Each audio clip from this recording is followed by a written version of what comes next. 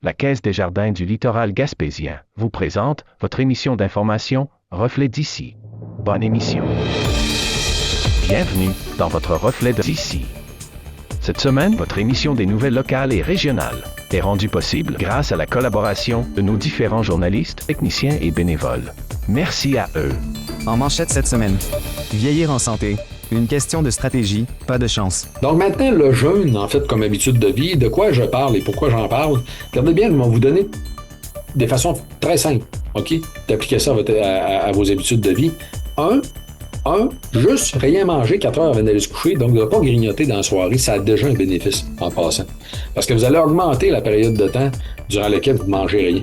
Puis à la minute où vous augmentez de quelques heures la période de temps dans la journée que vous ne mangez rien, ça a déjà un bénéfice santé. On n'est pas fait pour manger tout le temps, c'est aussi simple que ça. Découvrez les activités de l'ADAEQAR. Quand et comment ont débuté la radio et le disque au Québec? Christian Lewis, ancien directeur de la Phonothèque québécoise et enseignant à l'École de musique Alain Caron de Rivière-du-Loup, mettra en valeur les réalisations des artisans de la radio et du disque au Québec, deux domaines qui ont toujours été étroitement liés. Avenir de la Villa James. Le milieu culturel dépose son plan au ministre. Ça appartient au gouvernement. Le mandat de préserver le bâtiment est comme confié à la CEPAC. Je dirais entre guillemets de façon temporaire parce qu'ils n'ont pas encore finalisé la propriété, là, si on veut, les échanges entre ministères et tout ça, c'est pas finalisé. Ça va prendre encore un peu de temps. Écho du Conseil. Grande Rivière. Logement, aréna, joyeux copains et pistes cyclables. Oui, c'est intéressant d'y aller avec des appartements neufs avec des investisseurs privés, mais on parlait des coûts de loyer de 1600 pièces. Il y avait preneur, mais c'était plus pour une clientèle là, qui était ciblée, mettons des professionnels, etc. Revue de presse. Vous écoutez votre Reflet d'ici. Revoyez tous nos reportages sur notre site Internet. Venez visiter la boutique Ariane Turbide et découvrez un univers de cadeaux à offrir à l'être cher. Notre grande gamme de choix de bijoux pour aller lui vous permettra à coup sûr de personnaliser chacun de vos cadeaux. Bijoux en or, en argent, montres et accessoires de toutes sortes et des cadeaux pour les jeunes et moins jeunes. Venez découvrir nos exclusivités en boutique. L'équipe de la boutique Ariane Turbide se fera un grand plaisir de vous servir et vous conseiller judicieusement. Berthelot Meubles vous invite à découvrir un aperçu des dernières tendances et des nouvelles collections en magasin. Meubles naturels tels que des tables construites dans une grande variété de bois exotiques qui vous offrent un aspect des plus chaleureux. Venez voir nos canapés inclinables électriques et tomber sous le charme de Bugatti pour le salon et de la gamme Fournirama en cuir italien. Choisissez vous-même la couleur et le tissu de votre prochain achat chez nous. Nos meubles de qualité sont non seulement beaux, mais ils sont merveilleusement confortables. N'oubliez pas l'option lit escamotable, la solution idéale pour aménagement de condos, chambres d'invités et bureaux. Profitez d'un service personnalisé et d'un plan de financement sur 36 mois sans intérêt avec la livraison gratuite sur tout le territoire. Berthelot Meubles de Cap d'Espoir, à votre service depuis plus de 37 ans.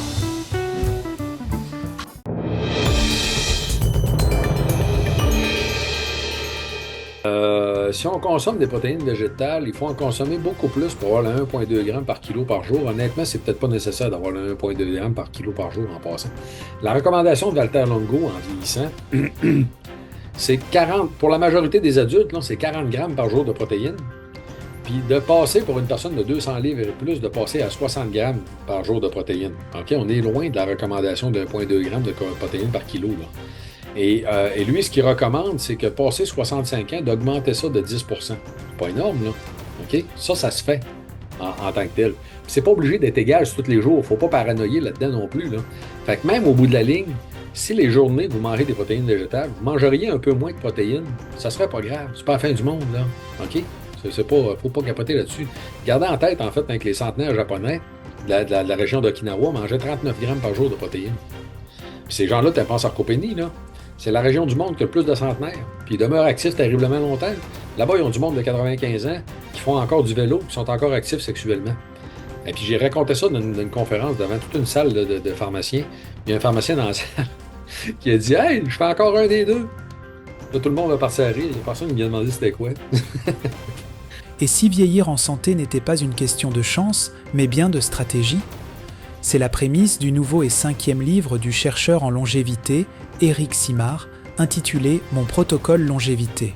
Promettant de nous aider à gagner jusqu'à 30 ans de vie en bonne santé, ce guide propose une synthèse de ses recherches basée sur plus de 400 références scientifiques et offre 64 recommandations concrètes. Lors d'un webinaire de lancement récent, Éric Simard a expliqué en détail l'approche de son livre, qui s'appuie notamment sur la biologie comparative. Voici un extrait de cette présentation. Bonsoir tout le monde, bienvenue au webinaire gratuit présenté par Avril et Vitali. Je suis bien sûr Éric Simard, c'est moi qui vous donne la conférence de ce soir parce que j'ai bien sûr l'honneur de vous présenter mon 5e livre, qui est mon protocole longévité. Je vais vous expliquer en détail la structure du livre, je vais vous montrer certains éléments à l'intérieur, puis je vais aller jusqu'à vous donner quand même beaucoup de contenu au niveau des recommandations. C'est sûr que je ne peux pas me permettre de donner toutes les explications qui sont dans le livre. En fait, il y a vraiment énormément de contenu en fait comme livre. Mais ça va être, vous allez voir, ça va être extrêmement intéressant. Vous savez, c'est beaucoup de travail de sortir un livre de référence dans le domaine scientifique. En fait, un livre qui a beaucoup de contenu. On parle d'environ 400 références scientifiques. Là, c'est vraiment un travail de moine, honnêtement. Avant tout, donc, il y a peut-être des gens parmi vous qui ne me connaissaient pas encore ou, bon, pas pleinement, peut-être pas autant que les autres, mais mon doctorat en biologie de l'Institut Armand Frappier, c'était du génie génétique à l'époque, de la structure-fonction des protéines. Je suis président de l'Association professionnelle pour la santé intégrative. J'ai été président du comité consultatif du Conseil national de recherche, le Bureau du Québec, pendant plus de 10 ans. J'ai été un membre nommé de la Commission d'éthique en sciences et technologies du Conseil des ministres pendant 7 ans. Je suis un chercheur dans le domaine du vieillissement primaire, le vieillissement cellulaire, auteur de 5 livres, donc mon 5e livre qui sort ce soir, et président, bien sûr, de Eden Technologies, qui commercialise des produits Vitoli et Base. Donc, le livre est en 3 sections. Une section dans laquelle on va en profondeur dans ce que la nature nous enseigne. Et là, qu'est-ce que j'entends par ce que la nature nous enseigne? Parce que la nature a trouvé des façons de maintenir la vie beaucoup plus longtemps, dans beaucoup de situations, chez beaucoup d'organismes vivants, donc des façons desquelles on peut s'inspirer, si vous voulez, pour développer des stratégies, les appliquer donc à l'être humain. Donc, la deuxième section, c'est les outils du protocole. Donc, je vais décrire qu'est-ce qu'on va utiliser finalement pour optimiser nos habitudes de vie. Et là-dedans, je vais aborder la personnalité, les habitudes de vie dans leur ensemble, les gyrosuppresseurs, le jeûne, la modulation des systèmes secondaires et la chronolongévité. Et la 3e section, en fait, c'est carrément le protocole. C'est des listes qui vous donnent des choses à considérer autant d'un point de vue journalier, d'un point de vue hebdomadaire que d'un point de vue annuel.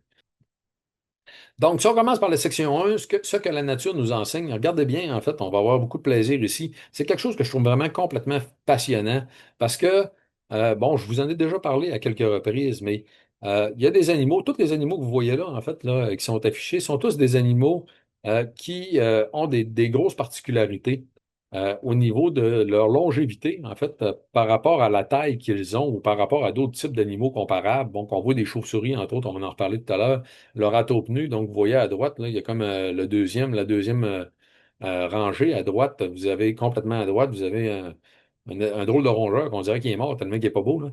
Ben, ça, c'est un râteau-pneu. On va en reparler tout à l'heure. C'est probablement le mammifère le plus surprenant du point de vue de la longévité, à part, en fait, le requin. Mais il va vivre 250-350 ans environ. Je vais vous en reparler tout à l'heure. Bon, dans le livre, je vous parle aussi donc de l'oursin rouge que vous voyez dans la ligne complètement en bas. Il y a un oursin rouge qui, techniquement, il vieillit à peu près pas. Il vit extrêmement longtemps, puis c'est dû à l'efficacité, entre autres, de son système immunitaire. C'est extrêmement intéressant. Et à l'extrême droite, les 2 derniers que vous voyez en bas sont 2 organismes qui, d'un point de vue biologique, sont éternels. Donc, le planaire est tellement, en fait, tellement incroyable, cet organisme-là, que tu le coupes en 2, puis il reconstruit le morceau qui manque. OK? Et complètement à droite, vous avez l'hydre, en fait, qui est un organisme vivant qui est capable de se reproduire à 2 formes. Il fait du bourgeonnement, en fait, ou de la reproduction sexuée, mais techniquement, il est immortel. Donc, c'est vraiment surprenant.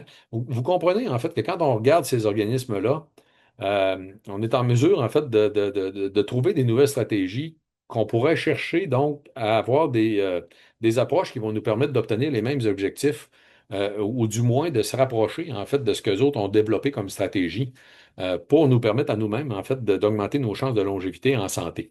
En fait, ici, vous avez un article qui a été publié en 2014 qui est Kennedy et Penny Parker, que j'aime beaucoup, en fait, qui est intéressant parce qu'il n'avait pas réalisé que ce qu'il expliquait, on l'observait déjà chez l'humain. Donc, gardez bien ça, là. Le triangle bleu que vous avez, c'est la période de temps pendant laquelle on va être affecté des maladies associées au vieillissement. OK? Donc, on va vivre pendant la longueur, tout simplement, qui est bleue, puis pendant une certaine période de temps, on ne sera pas capable de profiter pleinement de la vie parce que justement, on va avoir des maladies associées au vieillissement qui vont nous empêcher d'en profiter pleinement. Donc, ce que l'on fait beaucoup à l'heure actuelle, avec l'approche pharmaceutique actuelle, c'est de nous maintenir en vie, mais malades plus longtemps, malheureusement. Donc, ça ressemble au tracé rouge que vous avez là, hein. Si on y va pour la prévention, qu'on fait attention à nos habitudes de vie, puis qu'on a, bon, donc une bonne santé, on va être capable de vivre aussi longtemps, puis réduire la période de temps pendant laquelle on va être malade.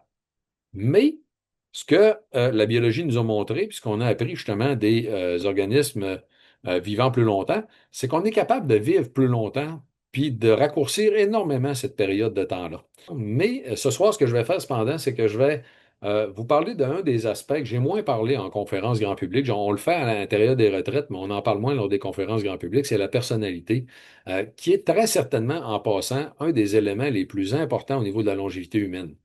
Parce que ce qui dépend de la longévité, de la personnalité aussi, c'est notre capacité à mettre en application toutes les autres recommandations des saines habitudes de vie, mais aussi toute la qualité de la vie sociale, qui est probablement le plus gros impact, hein. Vous savez, les facteurs reliés au vieillissement, je les ai regroupés dans 4 facteurs.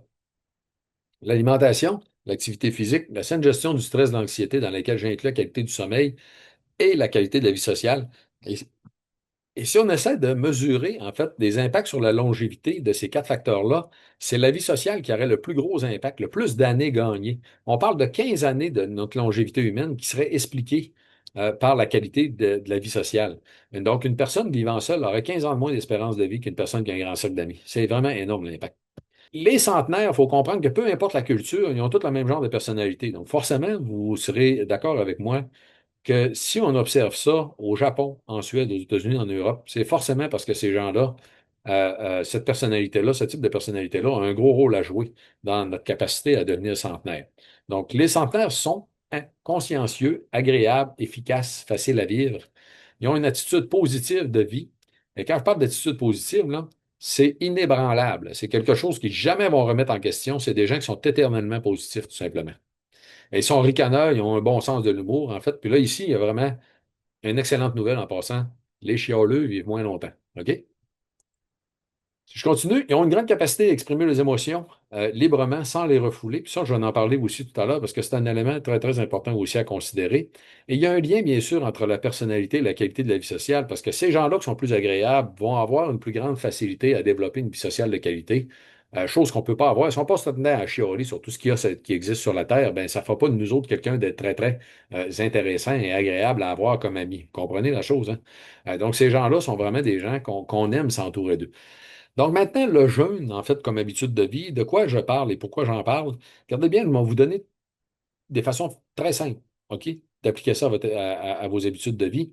Un, juste rien manger 4 heures avant d'aller se coucher, donc de ne pas grignoter dans la soirée, ça a déjà un bénéfice en passant. Parce que vous allez augmenter la période de temps durant laquelle vous ne mangez rien. Puis à la minute où vous augmentez de quelques heures la période de temps dans la journée que vous ne mangez rien, ça a déjà un bénéfice santé. On n'est pas fait pour manger tout le temps, c'est aussi simple que ça. OK? Manger sur une période maximale de 8 heures, ça a un bénéfice de plus. Manger juste une fois dans la journée, donc sur une période de 1 à 2 heures, et manger rien qu'une fois dans la journée pour s'entraîner en plus pendant la période de jeûne, c'est ce que j'ai appelé du jeûne flexibilité plus. Donc ici, si vous voulez, on y va par gradation. Ça, c'est bénéfique, ça, c'est encore plus bénéfique, ça l'est encore plus, et ça l'est encore plus, plus, plus. Et je vais vous expliquer qu'est-ce que moi je fais, ce que moi j'ai appelé la journée longévité. Et là, donc, pour continuer dans la question de l'optimisation du jeûne, si vous voulez des façons assez simples d'optimiser vos bénéfices du jeûne, regardez bien, moi, vous les donner. Le repas précédent le jeûne devrait être léger. Plus votre repas précédent le jeûne est léger, plus en fait votre réserve en glycogène va être basse, plus votre corps va vouloir aller puiser dans la réserve d'énergie qui sont la masse adipeuse rapidement et vont envoyer le message. Techniquement, Tout ce qui est avant ce message-là, on devrait appeler ça de l'alimentation à temps restreint. C'est déjà bénéfique, mais ce n'est pas vraiment du jeûne. On devrait considérer que le jeûne est à partir du moment où votre corps va produire des cétones à partir de votre masse adipeuse. Et ça devrait être vraiment du jeûne. Et la majorité des gens, ça va apparaître en 24 ou 36 heures. Donc, ça dépend de votre santé métabolique. Dans mon cas, moi, ça apparaît avant la fin de la journée. Là. Je devrais être dans les 20-22 heures environ, là, où ce que j'arrive à cette étape-là. Donc, prendre des gyrosuppresseurs pour supporter le métabolisme pendant le jeûne, en fait, Vitaly Bienveillet pendant le jeûne, pousse exactement les mécanismes dans la même direction que le jeûne. Vous allez juste augmenter les bénéfices. En fait, vous allez accélérer tout simplement le processus. Le jeûne flexibilité plus, vous vous entraînez dans la période de jeûne, vous allez pousser la flexibilité métabolique plus loin. Et les probiotiques, pour aider la modulation du microbiote intestinal, c'est que pendant la période de jeûne, il faut comprendre une affaire, les mauvaises bactéries de votre intestin ont besoin des glucides, ont besoin de l'apport calorique pour se nourrir. Quand vous ne mangez plus, les mauvaises bactéries de votre intestin, ils crèvent de faim. Les bonnes bactéries sont capables de se nourrir de votre mucus intestinal. Donc, imaginez la chose, là. Quand vous jeûnez, vous créez une situation dans laquelle votre microbiote intestinal est en crise, une situation de crise dans laquelle les mauvaises bactéries ne sont pas capables de s'alimenter. C'est génial, vous allez dire, hein? Puis les bonnes, eux autres, tout va très bien, ils n'ont pas de problème. Bien, d'utiliser un probiotique très efficace qui contient, entre autres, des bactériocines, un probiotique du genre de base probiotique, ça va tout simplement accélérer le processus de nettoyage pour améliorer la composition de votre microbiote intestinal. Donc, c'est la période rêvée pour donner un grand coup de pied à toutes les mauvaises bactéries, les envoyer dehors, tout simplement, puis vous en débarrasser, puis améliorer la composition de votre microbiote. Donc, c'est la raison pour laquelle je vous le conseille aussi comme mécanisme pour améliorer les bénéfices du jeûne. On est loin de tout ceci de la période du dodo, parce que tantôt, je vous ai dit que ne pas manger au moins 4 heures avant d'aller se coucher, c'est encore plus bénéfique. Donc, techniquement, 4 heures, des fois, c'est dur à faire. 3, c'est déjà bien. 4, ça sera encore mieux. Parce que le mTOR, justement, va être stimulé pendant 3, 4, 5 heures suite au repas. Et le mieux possible, c'est d'essayer de le réprimer le plus vite possible. Donc, juste avant d'aller dormir, on va prendre des gyrosuppresseurs.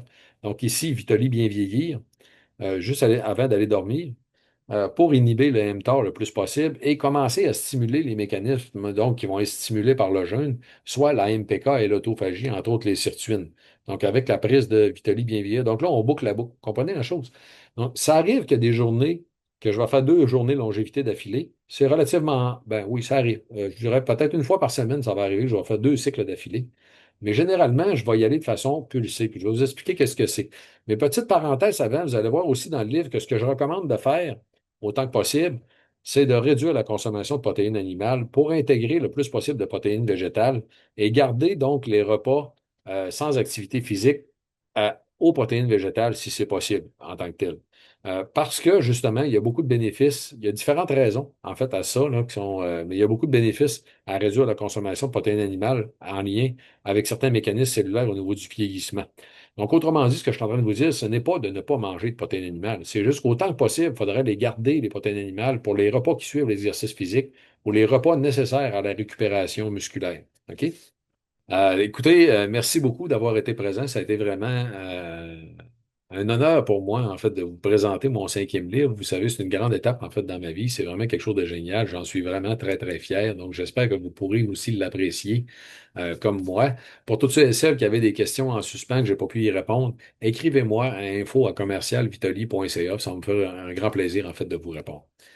Merci tout le monde. Bonne fin de journée à tous. Au plaisir de vous revoir bientôt.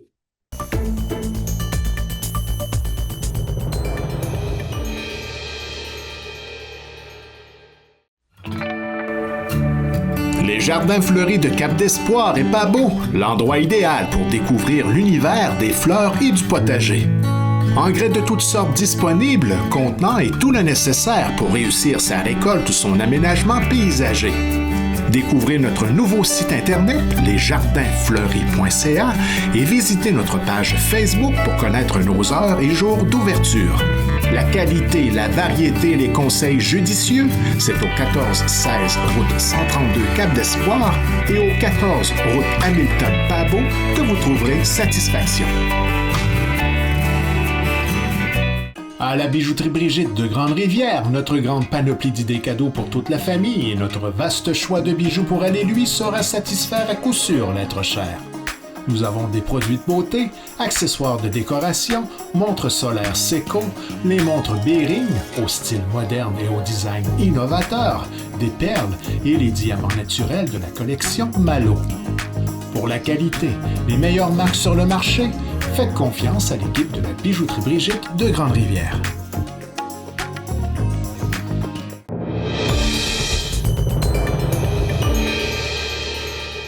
L'apprentissage, la découverte et le partage des connaissances ne devraient jamais s'arrêter, peu importe l'âge. C'est la mission que s'est donnée l'Association de développement des aînés à l'UQAR, mieux connue sous le nom de l'ADOCAR. Dans la capsule qui suit, Michel Hébert, responsable bénévole des communications, nous présente l'objectif de cet organisme essentiel pour les 50 ans et plus, qui couvre un vaste territoire allant du Bas-Saint-Laurent jusqu'en Gaspésie et aux îles de la Madeleine.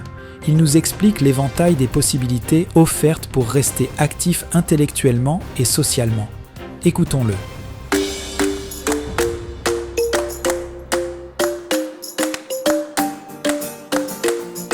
Bonjour, bienvenue à cette capsule d'information sur les activités de l'ADOCAR. Je m'appelle Michel Hébert et je suis le responsable bénévole des communications. En premier lieu, qu'est-ce que l'ADOCAR? Il s'agit de l'Association de développement des aînés à l'UQAR, un organisme à but non lucratif qui offre des formations, des conférences et des visites aux personnes de 50 ans et plus. Notre territoire s'étend de l'Apocatière au Bas-Saint-Laurent jusqu'aux îles de Madeleine, en passant bien évidemment par la Gaspésie. En passant, le mot UQAR apparaît dans notre nom parce que l'université est notre principal partenaire depuis plus de 35 ans. Par contre, il n'est pas nécessaire d'avoir fréquenté l'université ou d'avoir un quelconque diplôme pour participer à nos activités. En passant, sachez que vous bénéficiez d'une réduction à nos activités lorsque vous êtes membre de l'ADOCAR, et ça c'est 20 $ par année, ou membre d'un des 18 organismes partenaires comme la FADOC, le CAFO 50 du Québec et bien d'autres. Nos activités sont offertes de 3 façons. En présence dans certaines villes, à distance sur Zoom, donc vous pouvez être n'importe où sur le territoire et même ailleurs et participer à des activités. Et on a une nouvelle forme de participation. Il y a des gens qui se réunissent à un endroit, mais vous pouvez être ailleurs sur le territoire et participer. Cela dit, voici nos activités jusqu'au 21 novembre en ordre chronologique.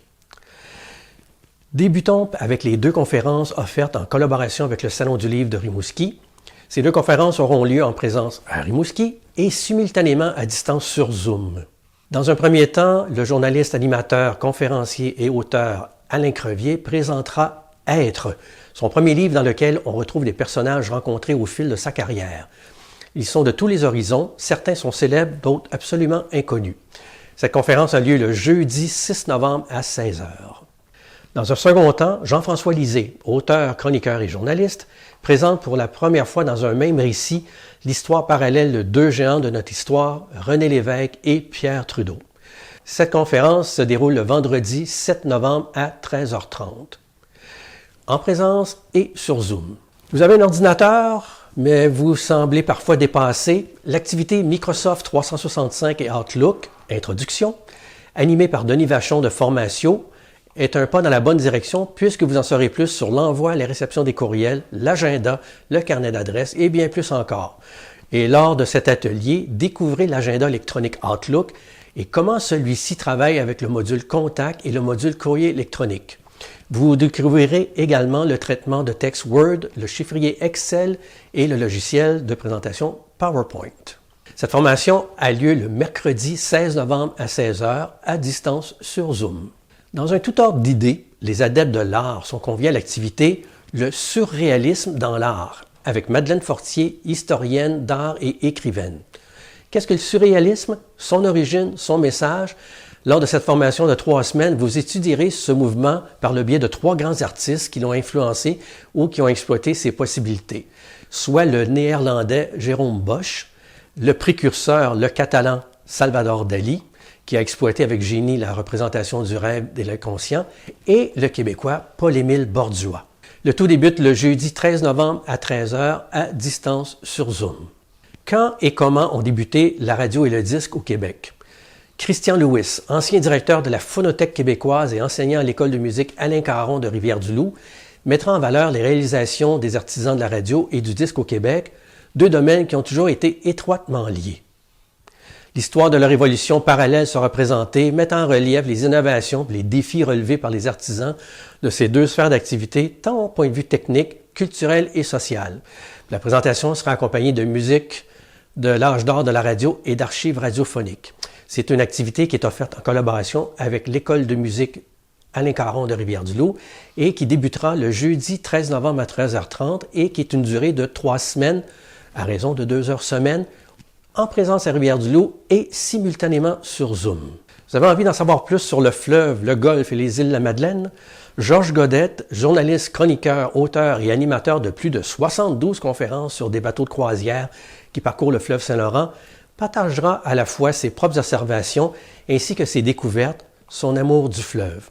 Il abordera également sa fragilité et les liens qui unissent toutes les communautés riveraines en dépendance avec ce majestueux fleuve qui relie les Grands Lacs à l'océan Atlantique.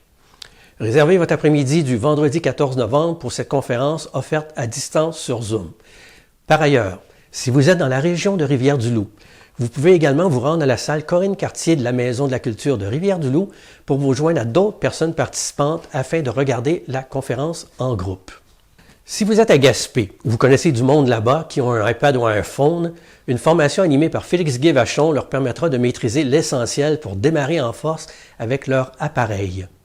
C'est une formation d'une durée de 5 semaines à raison de 2 heures semaine, offerte en présence à Gaspé à compter du mardi 18 novembre à 13h30.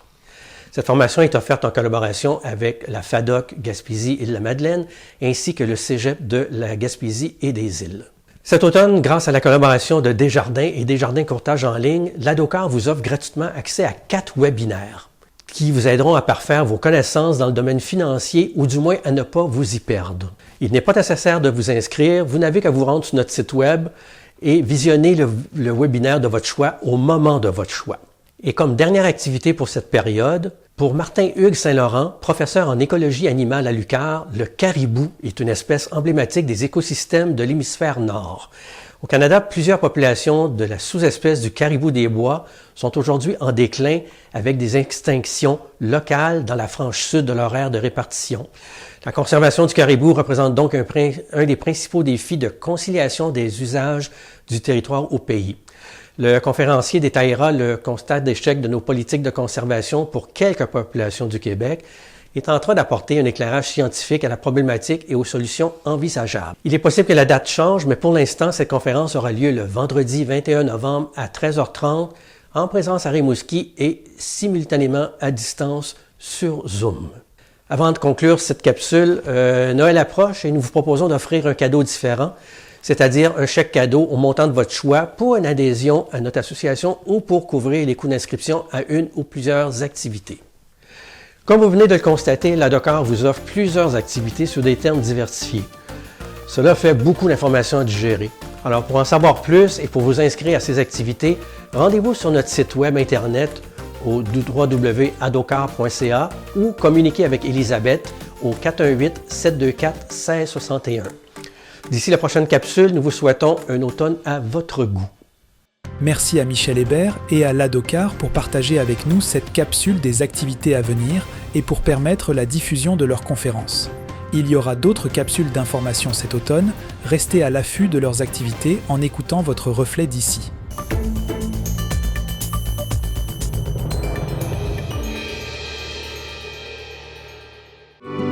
Vous recherchez une expérience d'hébergement en Gaspésie alliant un site exceptionnel avec la découverte d'un menu culinaire du terroir gaspésien?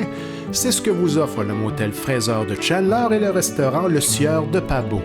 Utilisez notre borne automatisée lors de votre séjour, réservez une table, découvrez notre menu ou commandez votre repas directement sur notre site web.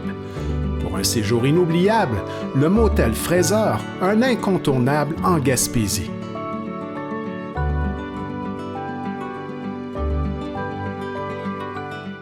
L'endroit idéal pour retrouver des cadeaux avec style et originalité, la bijouterie Dubé de Grande-Rivière.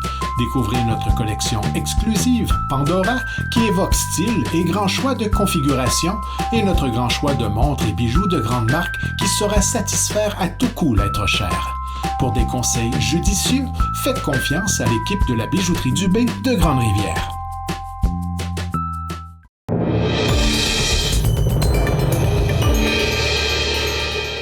C'est pourquoi, finalement, ça a si bien été aussi ensemble, parce que tout le monde a mis la main à la pâte, tout le monde fournissait de l'information, puis rajustait des choses. On faisait un petit document, on l'envoyait à tout le monde, puis tout le monde conseillait, puis quand on avait fini, on avait quelque chose de bien, de bien structuré, de bien fait. Fait que c'est très encourageant. Moi, je trouve que c'est très encourageant. Puis encore plus, c'est de la volonté de tout ce monde-là de continuer de faire le suivi, puis d'aider à y arriver finalement. Là.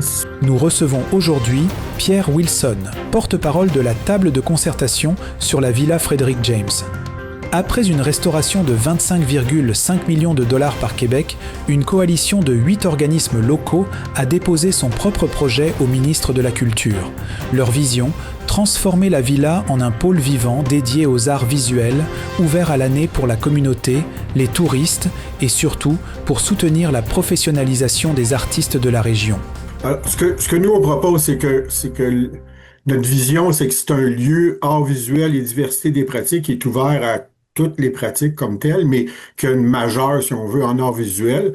On sait celui qui a construit la villa, Frederick James, était un peintre. Il venait tous les étés à Percé pour s'inspirer du lieu, comme plusieurs peintres, grands et petits, qui ont fait ça, qui se sont inspirés du magnifique paysage de Percé, puis de la Gaspésie, puis des pêcheurs, tout ça. Fait que, alors, ce qu'on veut, c'est que ça devienne un espace de formation, de création, de diffusion et de médiation pour les arts visuels et la diversité des pratiques, qui est en lien aussi avec l'histoire de Percé, l'histoire artistique de Percé et les pratiques actuelles.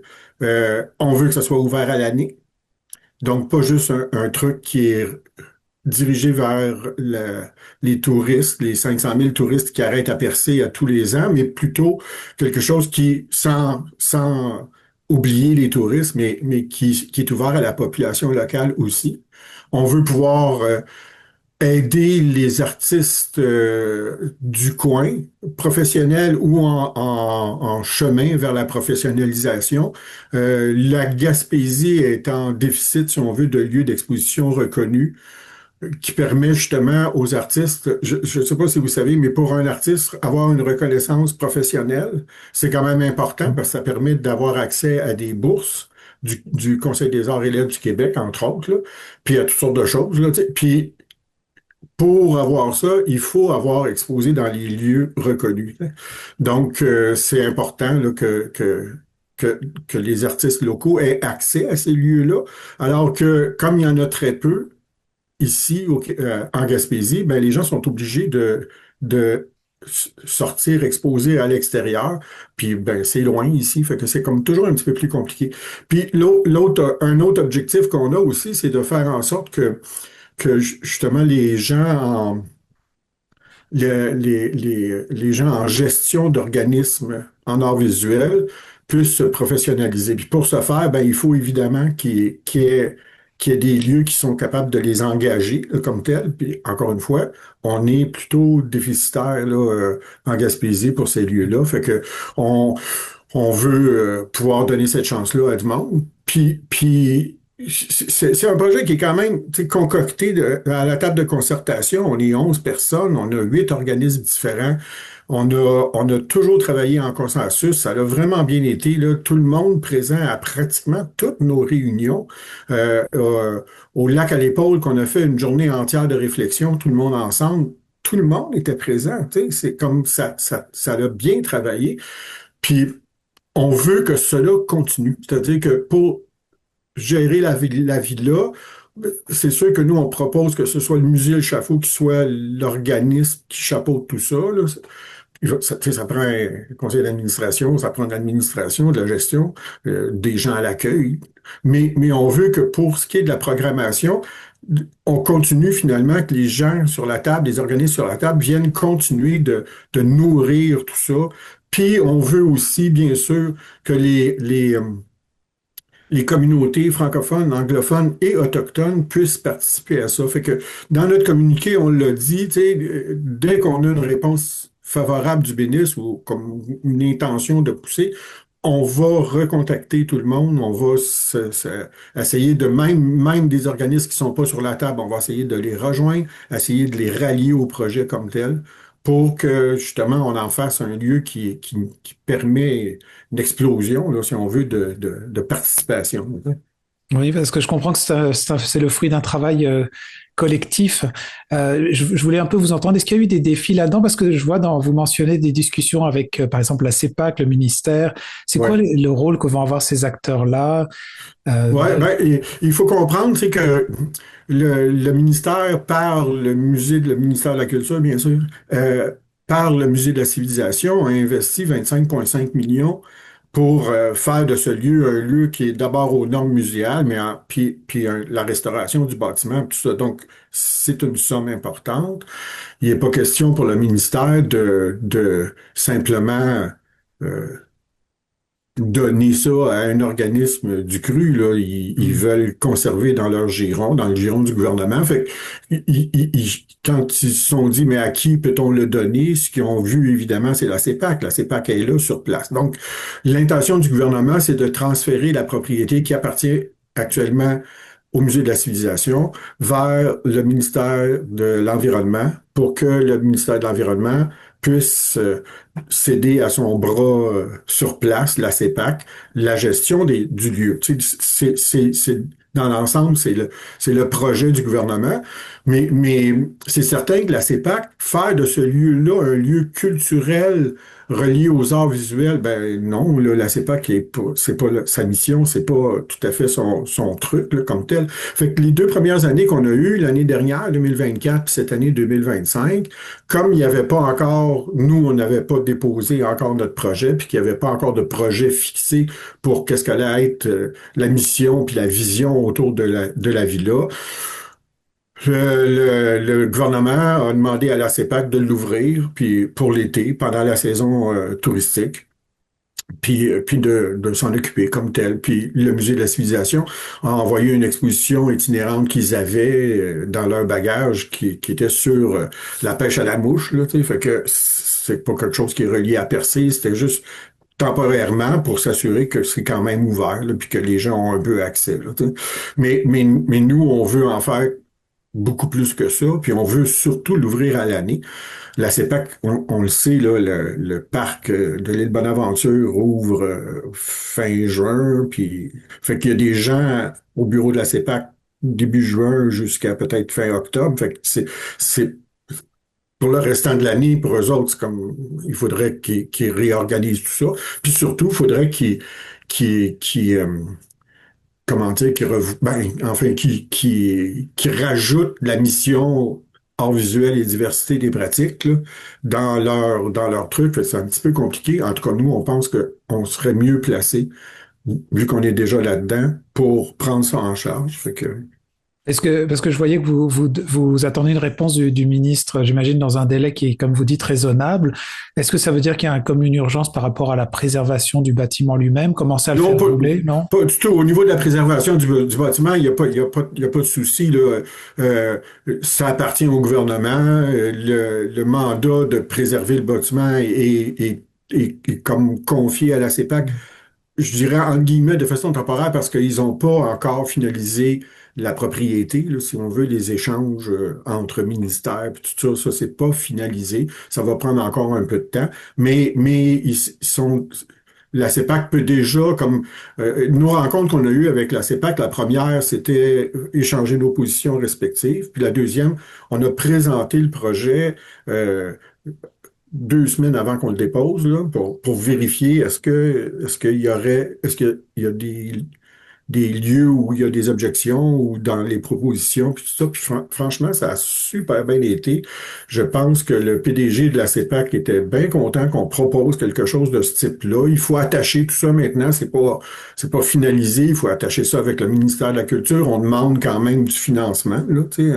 On demande non seulement du financement annuel pour les 5 premières années, mais on demande du financement de démarrage aussi, parce que là, là, s'il faut s'en occuper pour l'été prochain, ben nous, au Chaffault, on a juste une employée, on ne fait qu'une exposition par année ou deux dans le Chaffault, juste l'été. Là, c'est une structure différente qu'il faut aménager et puis qu'il faut concrétiser, si on veut. Fait qu'on a de l'ouvrage à faire. Fait que nous, ce qu'on a demandé au ministre, c'est dans le fond de nous répondre le plus rapidement possible. On comprend que ça, je veux dire, vous voyez au gouvernement tous les problèmes qu'ils ont avec les médecins, avec les transports en commun à Montréal. Je veux dire, on n'est peut-être pas aussi important que ça, mais quand même, s'ils veulent, tu sais, si dans leur volonté, ils veulent que l'été prochain, on soit plus proche d'une mission culture, art visuel, puis tout ça, avec les expositions, puis la programmation. Ben, d'ici la fin de l'automne, tu sais, si on avait un signal fort, une réponse, nous, on pourrait se mettre à l'ouvrage. Là, tu sais. Mais pour l'instant, c'est sûr que on va pas commencer à engager du monde, puis à préparer des concours, puis Oui, parce que si le ministre donnait son feu vert demain matin, ça serait quoi votre première action à la table de concertation? ben, écoutez, déjà, à la table de concertation, ce qui est le fun, c'est que on a fait notre travail, on a déposé notre rapport. La table pourrait vouloir se dissoudre, si on veut, puis tout le monde retourner dans nos familles. Là. Mais non, la table a voulu, les gens veulent rester sur la table, veulent continuer à faire le suivi. Puis il y a 5 personnes de la table qui vont faire partie d'un comité de transition dès qu'on a une réponse, là, qui vont travailler avec le conseil d'administration du musée du Chaffault pour justement préparer tout ça. Là. Tu sais, là, je veux dire, il va falloir qu'on change les règlements généraux, il va falloir qu'on ajuste la mission. Il y a plein de choses qu'il va falloir démarrer. Il va falloir faire une planification stratégique pour les 5 prochaines années, puis prévoir tout ça. On a essayé d'expliquer tous les processus dans notre projet, mais encore faut-il qu'on les concrétise dans des politiques ou dans des choses qui sont approuvées par le conseil Oui. d'administration, si on veut, puis Oui, parce que ce que je comprends, l'Assemblée c'est que la générale. Fait table, probablement qu'il va falloir faire une assemblée générale spéciale pour amener le projet vers les membres, puis que tout ça soit accepté et bien saisi, si on veut. Fait que oui, on aura du pain sur la planche, mais comme je dis, puis tu sais, comme on dit dans le communiqué, ben, il faut approcher les communautés autochtones, anglophones, qui sont au courant du projet, mais là, il va falloir les approcher un peu plus pour créer des voies de communication. Tu sais, nous, ce qu'on aimerait, c'est que les artistes de la diversité aussi des pratiques nous appellent, nous proposent des choses qu'on puisse penser à une programmation comme telle. Fait que, puis tout ça, comment on fait la programmation, on a structuré dans l'année ce que devraient être les différentes activités, puis quelles devraient être les clientèles visées. Mais maintenant, comment on choisit ces activités-là ou les gens qui vont les donner, puis tout ça. Alors, il y a toutes sortes de mécanismes qu'il va falloir mettre en place. Là. Mais à quelque part, on est plusieurs à réfléchir à ça dans nos têtes, puis on est comme prêts à mettre ça sur la table, si on veut. Là. ouais. Parce que ce que je comprends, c'est que la table de concertation est vraiment là pour lancer le projet, mais vous n'êtes pas un conseil d'administration, c'est le conseil d'administration du musée Le Chaffault qui va Ouais, c'est ça. reprendre la direction du bâtiment. Exactement. Parce qu'on avait le choix, hein. On a étudié les différentes possibilités. On aurait pu dire, on crée une nouvelle entité où les gens de la table viennent participer, là, tu sais, que ce soit une coop ou whatever, là, une entreprise à but non lucratif, là, ou on prend une organisme existant, ce qui est un peu plus rapide parce que là, on n'a pas besoin de créer l'entreprise, elle existe comme telle, puis on la modèle de façon à l'élever un peu pour aller rejoindre des standards, ne serait-ce que de euh, administrer un budget de 425 000 c'est différent qu'administrer un budget de 30 000. Là, tu sais, là, c'est comme, il y a comme des étapes à franchir. Là, tu sais, fait que, faire des prévisions budgétaires sur plusieurs années, suivre ça dans le courant de l'année, tout ça demande une rigueur administrative qu'on n'a pas nécessairement encore établi au Chaffault qu'on va faire, mais fait que c'est comme. Puis moi, je suis super content tu sais, que les gens de la table, parce que vraiment, on a plusieurs personnes autour de la table ont dit, tu sais, que c'est une table exceptionnelle qu'on a là, tu sais, que ils n'avaient jamais vu. Ils ont participé à toutes sortes de comités, de tables de concertation, mais une table qui travaille comme ça et qui aboutit sur quelque chose, là, c'est plutôt rare, là, tu sais, fait que on est très, très fiers, finalement, là, tu sais, du travail qu'on a accompli, puis surtout de comment on était capable de travailler tout le monde ensemble, puis d'arriver à un consensus, là, tu sais, comme tel. Intéressant. En tout cas, ça semble... En tout cas, je vous sens comme optimiste et ça semble comme positif comme projet. Ben, écoutez, oui, c'est vrai, parce que des fois, je pense à ça. Il y a des gens qui pourraient dire, ouais, ça va pas nécessairement marcher de même, patati patata. Mais nous autres, ça a tellement bien marché tout le long, cette affaire-là. Là, tu sais. Oui, on a eu des périodes où c'était un petit peu plus long. Quand on a fait la demande au ministre, là, ça a pris un peu de temps à avoir notre réponse, tu sais, qui nous donne la subvention pour qu'on puisse engager des consultants pour nous aider à structurer ça, puis à faire le travail, puis le travail de synthèse qui est nécessaire pour écrire le rapport. Mais on l'a eu, l'argent. Ils nous l'ont donné. Je veux dire, à un moment donné, on se disait, ouais, je sais pas, peut-être qu'ils veulent faire d'autres choses, ça. Faire d'autres choses. Quoi d'autre? Y a-t-il d'autres mondes qui sont en train qui ont une table, qui sont structurés comme nous on est, puis qui proposent quelque chose d'aussi bien ficelé et prometteur pour la vie-là? Ben non. Ben, fait on continue. Fait moi, je trouve qu'on a un bon produit.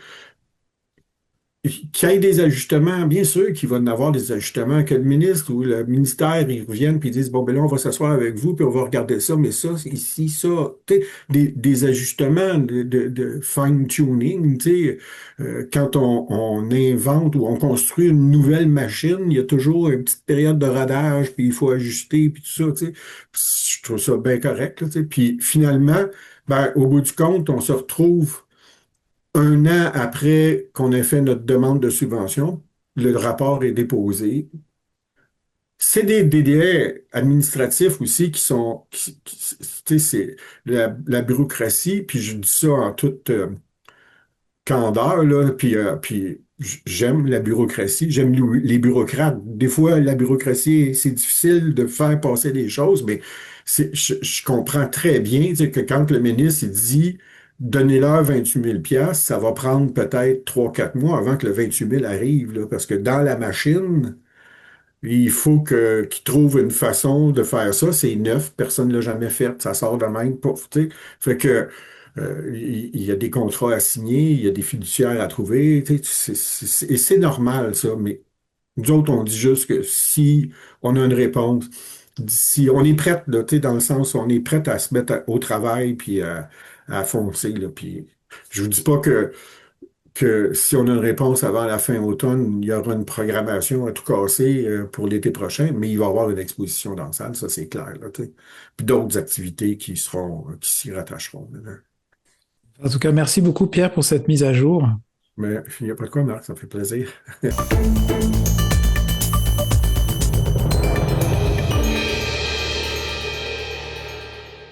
Marché Richelieu de Cap-d'Espoir, l'endroit où faire son épicerie, devient un plaisir à découvrir et à partager. Venez déguster nos produits du terroir gaspésien et nos spécialités cuisinées ici même, la cuisine de notre chef Nicolas. Que ce soit pour le prêt-à-manger ou un dessert fait maison, pour des produits frais, de la bonne bière gaspésienne ou simplement pour le plein d'essence, rendez-vous au marché Nicolas de Cap-d'Espoir. La boutique Le Mercier de Chandler, l'endroit où magasiner un vêtement devient une expérience en soi.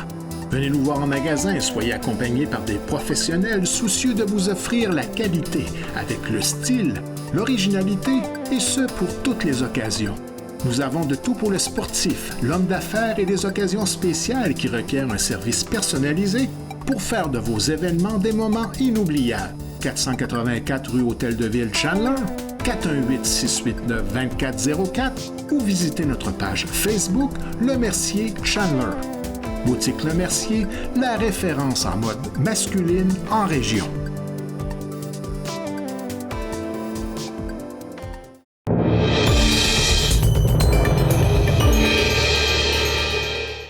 Lors de la séance municipale de la Ville de Grande-Rivière du 1er octobre, des sujets tels qu'un changement de vocation des Joyeux Copains, la piste cyclable et le complexe sportif et culturel des Jardins ont été abordés. Commençons tout d'abord par les nouveaux logements du projet GAF Gagnon. Lors de la séance extraordinaire du 15 septembre, il a été décidé de changer de promoteur, préférant l'OBNL Société du patrimoine de l'Est au lieu d'un promoteur privé. Lors de la séance ordinaire, le directeur général Ken Moreau a expliqué les motivations de la Ville à changer ainsi de promoteur. Voici ce qu'il a dit, suivi par le maire Gino Cyr, qui ajoute des explications. Pour la construction de logements abordables intermédiaires rue JAF Gagnon, contribution financière de la Ville au projet de la Société du patrimoine de l'Est, OBNL. Donc, la plupart des... je vais expliquer celle-là. C'est que on devait aller avec un entrepreneur privé pour la construction de 4 blocs appartements à 6 logements.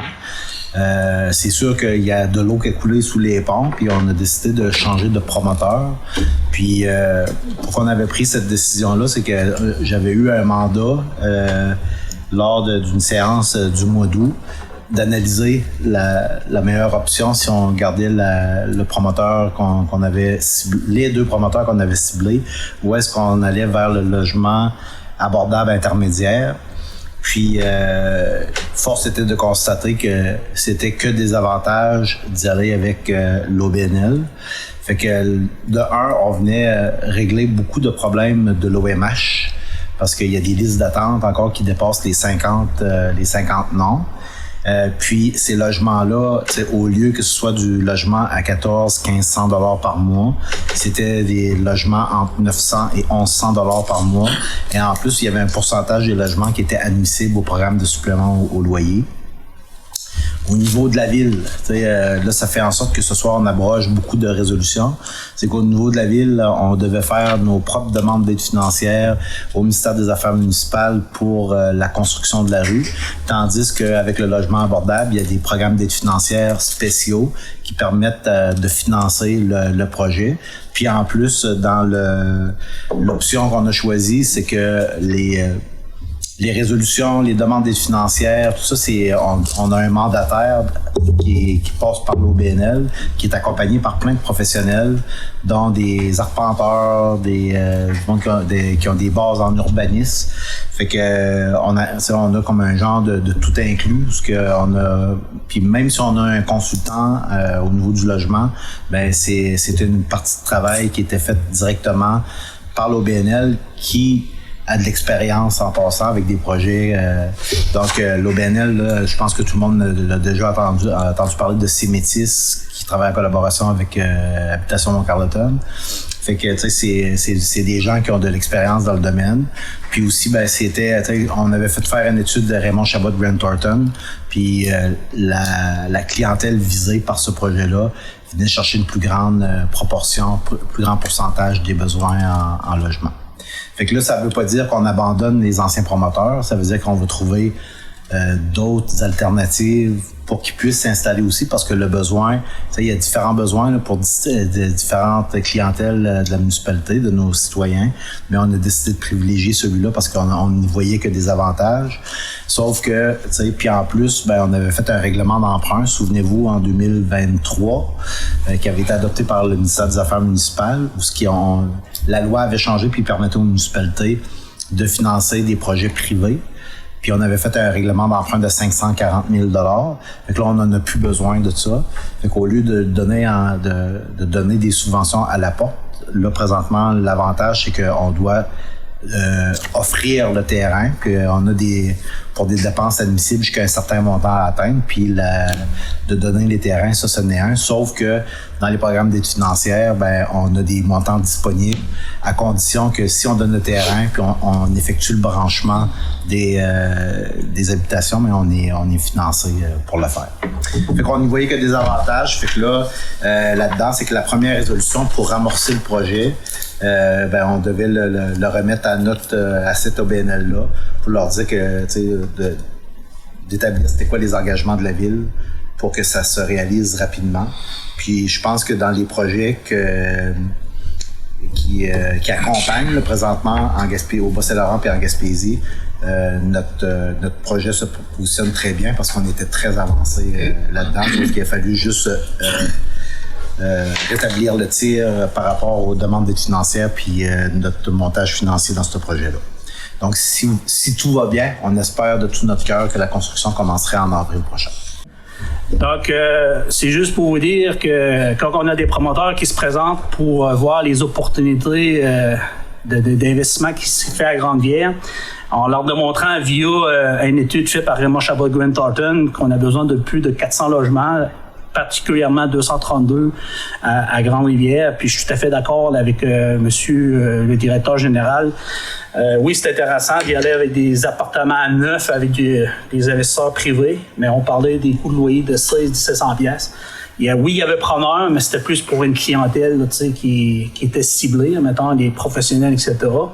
Mais étant donné qu'on avait à peu près 108 demandes à l'OMH présentement en liste d'attente, puis je suis très conscient qu'il y a beaucoup de gens, de personnes âgées, qui nous fait peur que s'il y aura l'opportunité d'avoir là, un appartement le mieux adapté, 3,5, 4,5, ils laisseraient leur maison. Donc, ils se départiraient de leur maison parce que je veux pas, tu sais, quand tu es à la retraite, tu as moins de rentrée d'argent, puis veux pas, c'est un fardeau, là, puis il y a beaucoup de personnes présentement qui vivent seules. Donc, ils veulent pas quitter Grande-Rivière, mais il n'y a pas d'opportunité. Donc, je pense que tous ces éléments font en sorte que l'option qui a été choisie, ben, on va travailler dans ce sens-là parce que effectivement, là, les coûts de loyer à 911 pièces, je pense que c'est plus adapté à la classe là, moyenne là, qui va répondre en grande partie aux besoins là, mentionnés. Toujours lors de la séance extraordinaire du 15 septembre, un projet de commémoration du 50e anniversaire de l'Arena avait été déposé. Voici les explications du projet. C'est que l'année 2026, on devait commencer tout de suite à travailler ça pour le déposer au mois de décembre. Donc, même si on tombe en période électorale, l'équipe administrative continue à plancher sur différents projets. Donc, 2026, c'est à nos portes. Ça marque le 50e anniversaire de la construction de l'Aréna de Grande-Rivière, qui est devenu le complexe sportif et culturel Desjardins. Fait que là, ben, on voulait mettre de l'avant. Il y avait un programme d'aide financière pour nous aider à quelques initiatives qui ont été présentées par notre directrice des loisirs de la culture de la vie communautaire au conseil municipal. Puis on avait le droit jusqu'à un montant de 30 000 $ pour réaliser ces initiatives-là. Fait que déjà, on a commencé, inquiétez-vous pas, ceux qu'il y avait des photos dans l'entrée principale, on les a retirées, mais c'est pour les mettre en valeur, ça va être présenté d'une autre façon. Puis aussi, on veut relater, si on veut, l'histoire du sport sur glace en général, pas juste le hockey, parce qu'il y a eu d'autres sports, le ballon-ballet, la raquette, le patinage artistique. Donc ça va être mis en lumière d'une autre façon, d'une façon encore plus professionnelle que des photos, mais sauf que les documents qu'il y avait dans l'entrée, là, ça va demeurer des documents d'archives pour la municipalité. Du côté de l'économie d'énergie, la Ville a dû investir pour rendre ses bâtiments plus éco-énergétiques. Une des fiertés du directeur général est le complexe sportif et culturel Desjardins, d'autant plus que ce dernier sert maintenant à beaucoup plus que juste des événements sportifs. On peut l'entendre. Puis aussi au niveau de l'économie d'énergie, on a investi petit peu par petit peu pour faire en sorte que on avait des bâtiments moins énergivores. Je le dis et je le redis, le centre sportif Desjardins, sportif et culturel, là, c'est quoi que certaines personnes peuvent en dire dans le domaine sportif présentement, c'est le bâtiment le plus efficace au niveau énergétique dans l'Est du Québec. Puis j'en suis très fier pour un investissement d'un peu plus de 2 millions. Fait que, puis en plus de ça, ben, on lui a donné une vocation, je pense qu'on a fait notre nom avec la vocation qu'on lui a donnée en période estivale. Habituellement, on faisait un spectacle si jamais il y avait de la pluie pendant les mardis sur le parvis. À cette heure, ben, il sert au mariage, il sert à des expositions, à toutes les sauces, à des spectacles. Fait que ça, c'est un projet dont je suis très fier, puis qu'on a pu l'inclure dans l'entente avec la commission scolaire, parce que pour les jeunes, ils peuvent à cette heure présenter les galas sextants, les balles de finissants, etc. Ça fait que, je pense qu'on a une infrastructure de qualité. Le projet Air ouverte a été arrêté mais les locaux qui étaient occupés à l'ancienne salle des Joyeux Copains changeront de vocation pour accueillir du personnel du CI3S qui suivent des personnes atteintes de maladies chroniques. Déménagement des ça c'est un beau dossier. Le CIS de Gaspésie, là, ben, on a une équipe là, externe. On a Viviane Anderson et compagnie, là, une infirmière clinicienne. On a deux... j'ai tout un ergothérapeute, mais c'est pas ça. Mais en tout cas, finalement, il y a une diététicienne. Ces 4 personnes-là, c'est des personnes engagées qui suivent les citoyens de Grande-Rivière, mais aussi du secteur. Là. Fait qu'ils offrent des services externes pour suivre la clientèle qui est atteinte de maladies chroniques. Fait que là... Je trouvais que nos citoyens puis ces employés-là du CIS de Gaspésie travaillaient dans des conditions que... Mais là, finalement, on a eu le projet Air ouverte, ça a été arrêté. On a perdu nos bons locataires du CIS sous l'âge d'or Joyeux Copains. Fait que là, j'ai fait en sorte qu'on puisse continuer à offrir ce service-là, mais d'une autre façon, de qualité dans des locaux de qualité. Fait qu'avec certaines personnes de la direction là, du CIS de la Gaspésie, on s'est entendu pour qu'on puisse réutiliser ça, pas au même coût. C'est sûr qu'on va pas récupérer tout l'argent qu'on a perdu comme avec Air ouverte. Là. C'est un projet spécial pour les jeunes, mais là, au moins, notre communauté, là, dans les prochains jours, peut-être dans les 2 prochaines semaines, ils pourront bénéficier de ce service-là dans des locaux adaptés d'Air ouverte avec des bureaux qui vont assurer la confidentialité. Puis est-ce qu'ils vont pas faire du Stairmaster dans des filles d'Isabelle, puis il va pouvoir vraiment avoir des consultations de qualité avec juste la TV pour montrer les vidéos. Ça va faire toute la différence. Fait que ça, c'est un projet, pas un gros projet, mais c'est un projet qui va changer, je pense, la vie des personnes qui travaillent pour le CIS et aussi de notre clientèle. On va améliorer ça de beaucoup. La Ville demande au CI3S de la Gaspésie de s'impliquer dans le projet de la piste cyclable pour faire une évaluation de l'impact sur la santé de ce projet. À quoi ça va servir cette évaluation? Ken Moreau nous l'explique. Vous savez que la rue de l'Hôtel de Ville, c'est une rue qui a besoin d'amour, pas à peu près. Là, cette année, on savait qu'il fallait qu'on creuse dedans pour GRF Gagnon, mais aussi, on est une des seules municipalités là, dans la MRC du Rocher-Percé qu'on a 0 piste cyclable. Puis là, cette année, là, c'est l'année record, parce que j'ai eu des commentaires de touristes aussi, qui pas juste des personnes de la place, mais des personnes qui étaient de passage, puis qu'ils avaient emprunté la 132, où il n'y a presque pas d'espace pour rouler. Fait que, ou que les grilles étaient pas ajustées, puis il y en a qui ont manqué d'avoir des accidents, ou ils ont eu des petites affaires. Fait que là, c'est sûr que ça fait longtemps qu'on le regarde, la piste cyclable qui traverse le village de la rue de la Source, la rue du Dixilly, jusqu'à la rue de Normandie. Fait que là, on voulait y aller avec une phase 1 direct mais sauf que le gouvernement, cette année, il a ouvert ses programmes pour des périodes très courtes. Fait que là, cette année, dans le programme, Trapu, je me souviens plus du nom, Vélos 3, pardon, qu'on avait déposé. On avait seulement 30 jours pour monter, faire une estimation des coûts, faire des plans de devis, regarder comment est-ce qu'on l'aurait fait. Puis il manquait une journée. Il fallait que l'estimation des coûts qu'on avait faite avec notre équipe, on avait des grilles là, au mètre linéaire. Il aurait fallu qu'il soit signé par un ingénieur, puis un ingénieur ne peut pas mettre sa signature sur quelque chose qui a été fait aussi rapidement, mais c'était quand même une estimation qui était assez juste. Donc là, on a passé notre tour. C'est la première fois qu'on n'a pas déposé une demande financière à temps. Il manquait une journée, à mon avis. Fait que là, mais là, cette année, là, je voulais impliquer le CIS de la Gaspésie pour qu'il nous aide dans une évaluation d'impact sur la santé. Là. La ville de Chandler a fait ça déjà il y a 2 ans, avant de faire leur propre piste cyclable là, dans le coin de l'hôpital.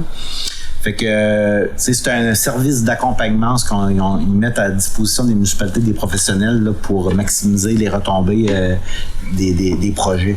Ça donne pas nécessairement de l'argent. Je veux juste vous donner, par exemple, là, le rôle de la santé publique pour le prolongement du réseau d'Acadieux et d'égouts de la rue du Moulin, du secteur rue du Moulin.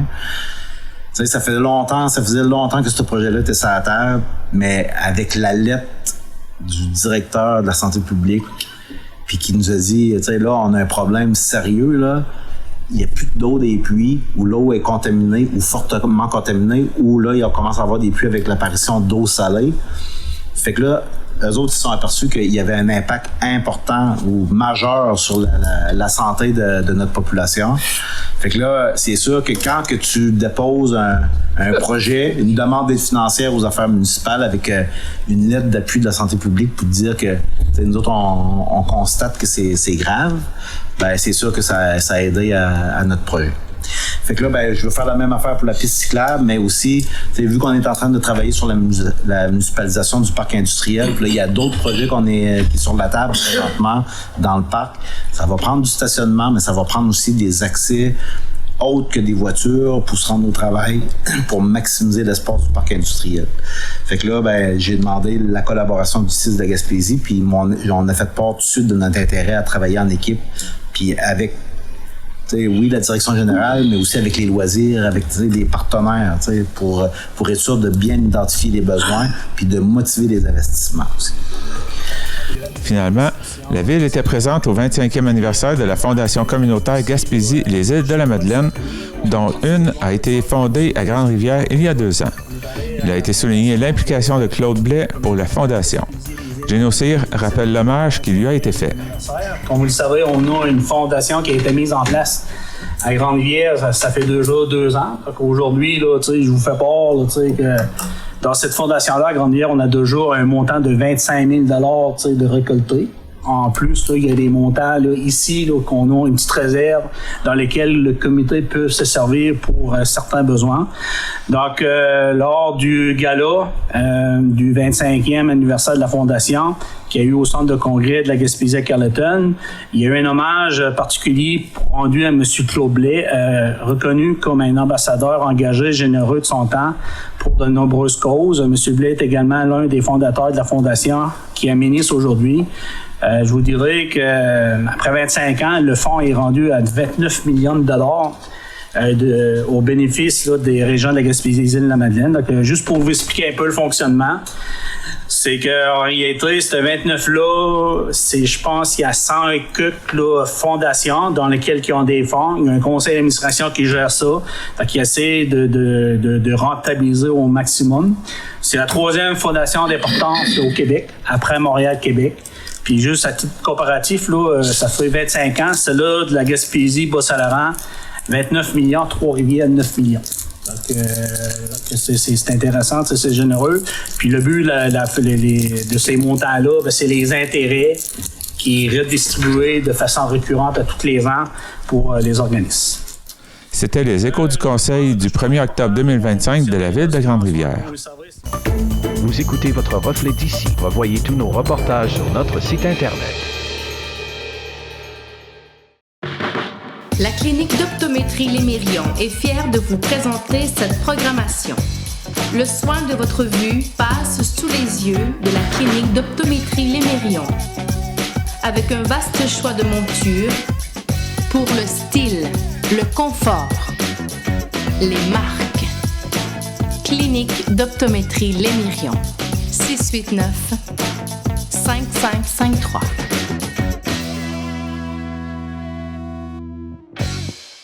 Automobile Mauger Ford de Grande-Rivière, la force d'une équipe. Nous avons à cœur de vous servir avec passion et surtout de satisfaire vos attentes en tout temps. Notre équipe compétente d'expérience ne désire qu'une seule chose, la satisfaction de sa clientèle. Pour l'ensemble de vos besoins pour votre véhicule, pour l'achat d'un véhicule neuf ou d'occasion, venez rencontrer l'équipe Mauger Ford. Notre force, notre équipe, nos employés.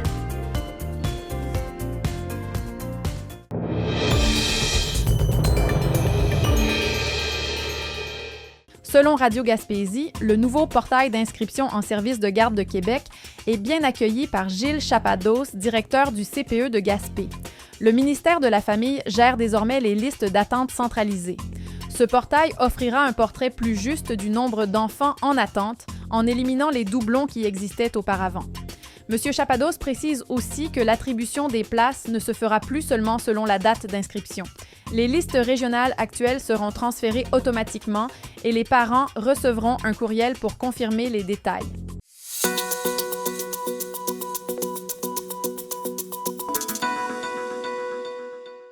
Selon Bleu FM Sainte-Anne-des-Monts, le député bloquiste Alexis Deschênes a abordé 3 dossiers majeurs. Concernant le premier budget carnet attendu aujourd'hui, il a rappelé les attentes du Bloc québécois, notamment des mesures pour les aînés. Également vice-président du comité des pêches, il est revenu sur un témoignage étonnant, indiquant que des agents des pêches seraient terrifiés par leur hiérarchie. Finalement, M. Deschênes a partagé de bonnes nouvelles concernant l'avancement du projet de 36 logements abordables M. Bourdage à Sainte-Anne-des-Monts.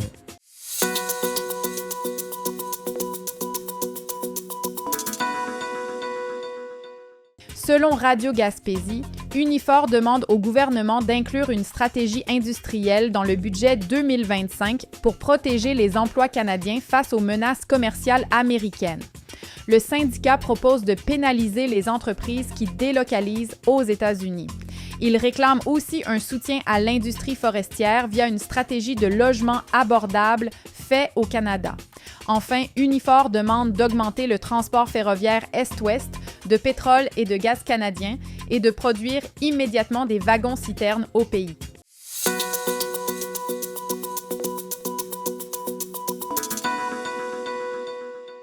Selon Gaspésie Nouvelle, l'organisme Espace Gaspésie les Îles a lancé la version audio de son livre « Mon corps, mes droits », destiné à sensibiliser les enfants aux violences sexuelles.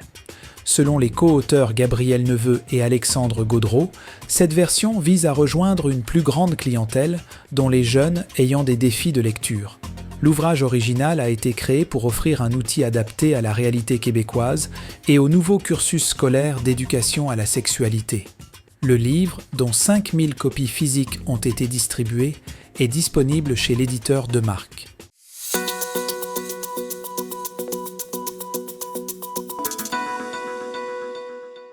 Selon Bleu FM Sainte-Anne-des-Monts, Pascal Harvey, PDG du réseau des SADC et CAE, était en tournée en Gaspésie cette semaine, visitant Gaspé et Sainte-Anne-des-Monts. Il a souligné le dynamisme entrepreneurial de la région. L'objectif de sa visite était de mieux comprendre les enjeux locaux et de renforcer les liens avec les membres pour les réflexions stratégiques. Monsieur Harvey s'est dit ravi de sa rencontre à Gaspé. À Sainte-Anne-des-Monts, il a visité les nouveaux locaux de l'entreprise Concept K qui célèbre ses 25 ans et a fait l'éloge de la compagnie.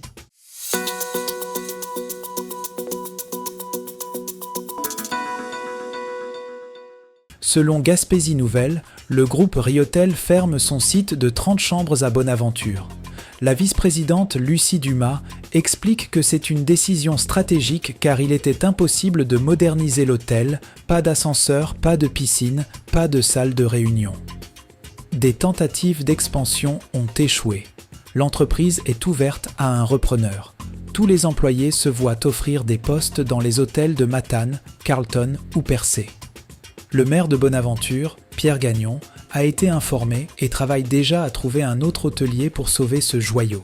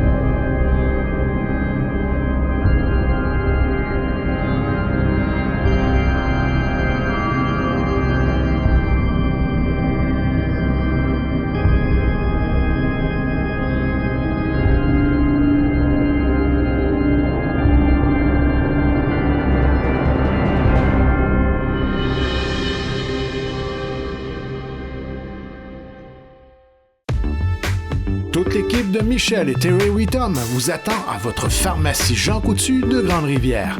Pour des conseils professionnels, des produits de qualité, venez nous voir, ce sera un plaisir de vous servir. Des cosmétiques aux soins de beauté en passant par les soins de santé, c'est chez votre Jean Coutu de Grande-Rivière que vous trouverez satisfaction.